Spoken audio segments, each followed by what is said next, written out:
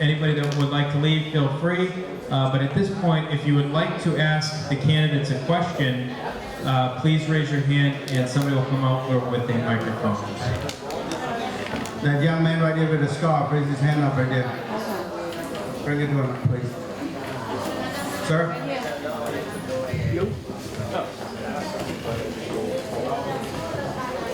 I'd like to ask, I'm Jonathan Richmond, I'd like to ask the new candidates what their policy is going to be on dealing with constituency issues. I've had a very negative experience working with Representative Mom's office on trying to get attention. I've been trying to start a charity. A member of my team who's a young Cambodian American was ignored by Reagan Mom as well as I was. I want to ask you, what will you do if a constituent approaches you with an issue? What will be your process to deal with that? Well, you know, I started first. Okay, I love it because the thing is, every single day what I'm doing right now, like I said, I deal with so many people right now. And if you approach me, I want to take care of that because that's my job. As an 18 Middlesex district, you take care of your people here. Okay? And that's what your job is. The local government take care right here. And if you approach me, I want to help you. I want to make sure you get taken care of. And I'm not playing around with that either. And most of the people that know who I am, that's how I do. I always take care of the constituents. That's what you're supposed to do. Okay? If you need help, just let me know. Okay? Great. Now, if we're going to give candidates 30 seconds to respond to questions from the audience. Does anybody else want to respond to that question? I will. Everybody? Okay. If anybody knows me, I walk the streets of the acre. I visit every business. I visit every homeowner. I'm always approachable. You can find me anywhere, and everybody knows that. So I'll be very easy to reach, and it's like with my city phone right there. Everybody who looks, I answer all my phone calls. So I will be answering you, and I will be around.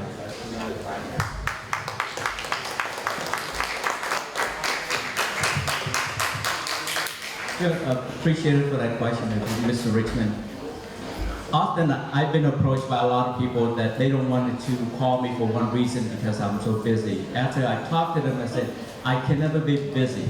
If you tell me that you need me for something, I will manage my time to come see you, respond to you in any manner that I know how. If you send me an email, definitely you're going to get a call back. You're going to get an email or a call back from me. For any which way, you will definitely going to hear from me.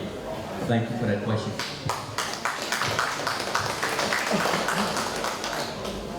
Well, Richard, I believe you connect with my chief of staff and all this time, and I know there's a lot of issue that behind that was not very clarified to what you're trying to accomplish. I met up with the school, the high school as well, and we did ask for a meeting with you as well. For some reason that didn't follow through, and so there's a lot of stuff that's not clarified at all. And yes, I am in district pretty much every day. Matter of fact, I'm at the Donut Shack every morning. I travel every place. Matter of fact, when a constituent call me up, as far as dealing with anything that takes place in the city, I take that personally. I've been doing that so much that maybe it's tough to connect to me on a daily basis, but I am here every day. Not just one issue. Thank you. Thank you, Representative. Any other questions? We're going to do like 3 or 4 more.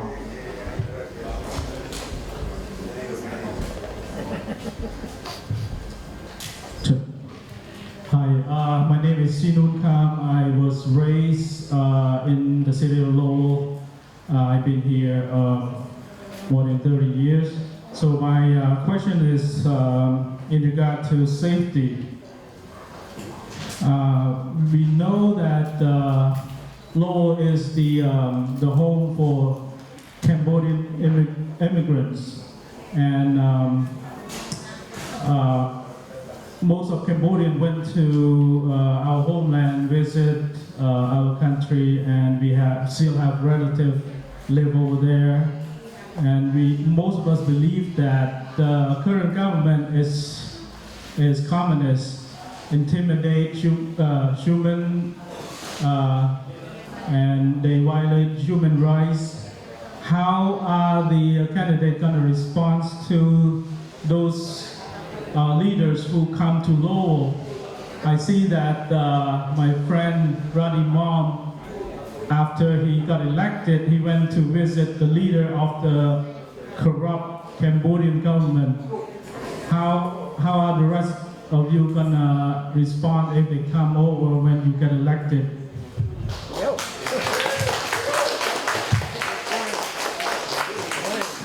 Sinod, good to see you, my friend.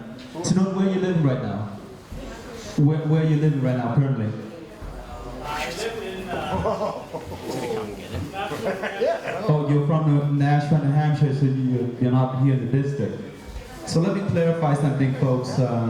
Obviously, this has been taking place in our city.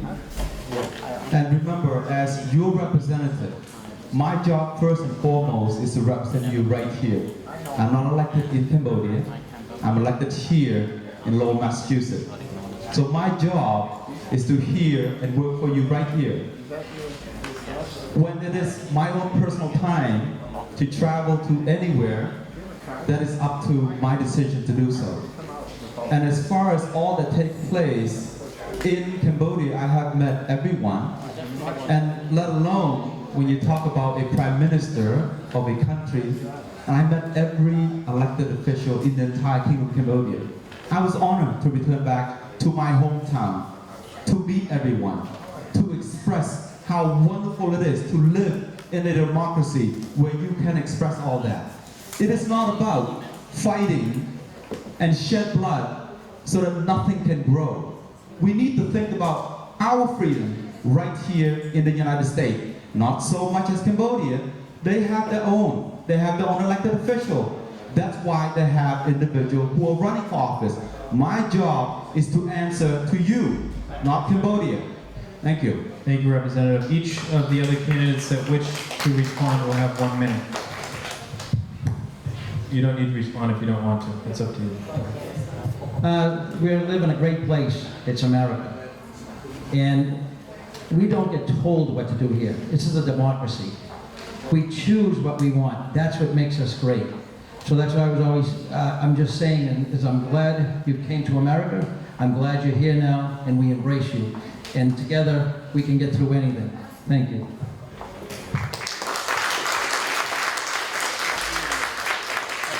Let's get back to one quick question on the response. He said earlier, the state representative, that he returned every one phone call. You know that's not true.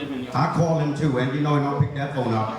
But the bottom line today, we're going to respond to your question real quick, is that, you know, we live here. This is our country. This is our home. This is our place. If any of our constituents that live here go into Cambodia and disappear, we as a state representative step up and be a man and take care of that. It doesn't matter who it is, you gotta take care of your people here. And that's what I want to see in the city of Lowell.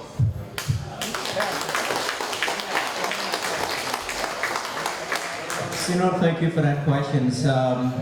The answer when the state representative asked you that where do you live, and you said that you live in Merrimack, New Hampshire, I presume it is in New Hampshire, right? Sorry, my parents and my relatives are all here. So I do understand that, but let me respond to that. I think that's probably one of the most condescending answers that the state representative could give to anybody in this room itself.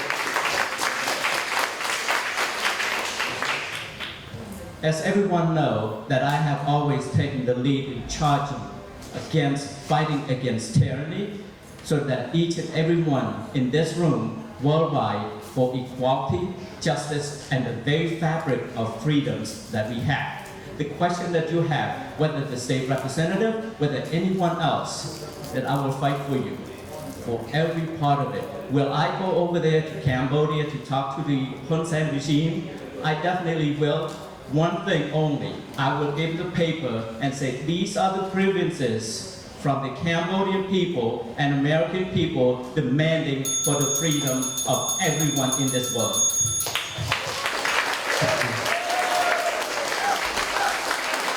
Okay, 2 more questions from the audience.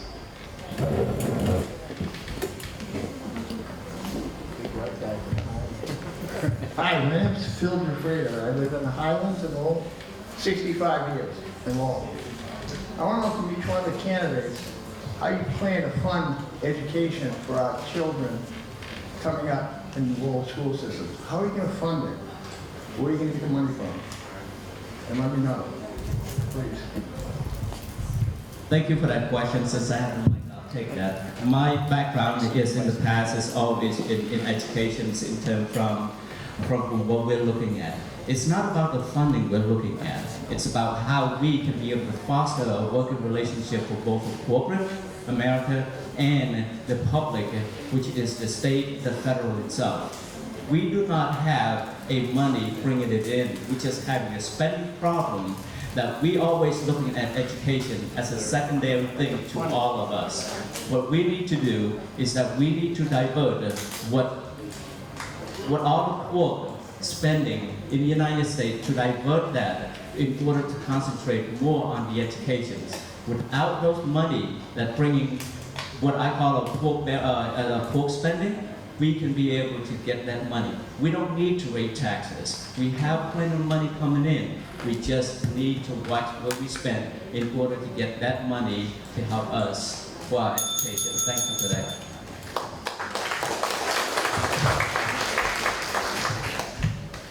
I just want to interject this real quick. You know, I'm very simple. The money come in here over $300 million or something. But the thing we need to focus on, we need to stop doing 4, 5, 6, 8 projects at the same time in the city low. Cut that stuff up. My mom, my dad taught me to walk one step at a time. Why are we doing about 8 projects and 13 projects at the same time in the city low? We need to cut that out. And that's what with the money we can use that budget.